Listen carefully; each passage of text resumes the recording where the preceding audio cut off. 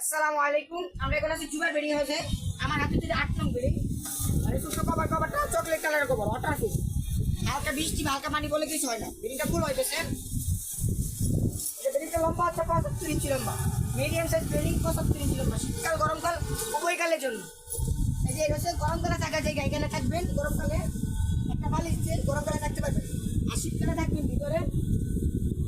এই দেখুন শীতকালে থাকা জায়গা, অনেক সফট এবং আরামদায়ক কম্বল।